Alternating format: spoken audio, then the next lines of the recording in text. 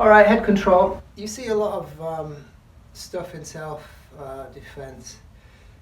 Influence of Thai sports techniques like double-nape head control and stuff like this as a go-to for controlling people's heads in conflicts on the street. But realistically, that's not a position that comes naturally to untrained people. Plus, it's a position that allows this person to access their hands without gloves on. I'm not doing a great deal to protect myself from gouging and scratching, maybe being stuck by a knife. Also, on certain surfaces, what am I going to do with them when I get them there then? This is a bigger, stronger person. It's difficult for me to reach up. Plus, can I overpower their, even with good technique, can I overpower this person? I could end up falling on the floor. So I don't want to be in this prolonged position, which is essentially designed to enable me to use knees in close quarter. More realistic head control positions that arise from this kind of range are within this kind of frame. I'm going to be somehow controlling his arms or his chest and his head at the same time. So that's a more realistic place to start from.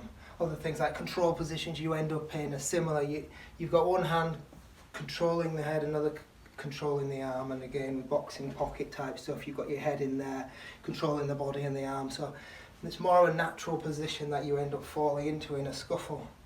Now, anything where you're fighting against somebody's strength is a bad idea. So these kinds of things are things you want to do quickly if you're going to do them.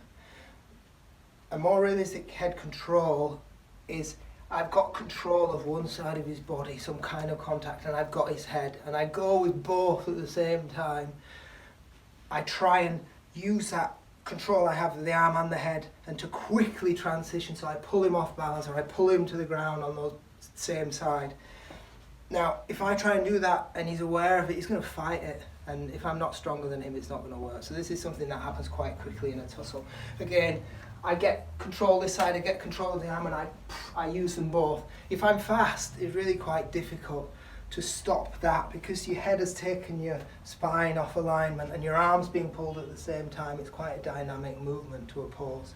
Other things which happen naturally in street scuffles is maybe from a failed punch or some reason I get my hand over here, so I end up trying to pull his head down.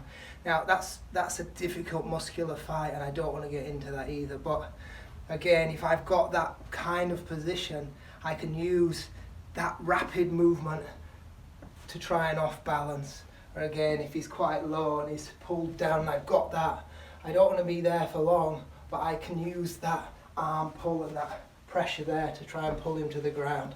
Now, nothing's going to work all of the time. There are little tricks you can do in wrestling where you actually move in the opposite direction to what you want to go, and a person will naturally fight that. So they'll move against that, and you actually use that to give you that boost you need to get that movement. So I'm tricking him into making that movement in that direction that I want.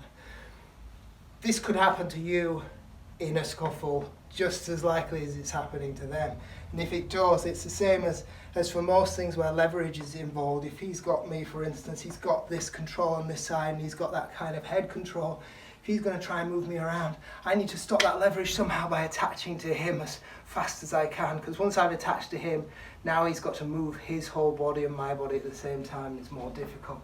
So as soon as you feel that sense that he's got leverage on you, again, as usual with leverage, you want to be grapevining, attaching yourself to him somehow to take that leverage away. All right.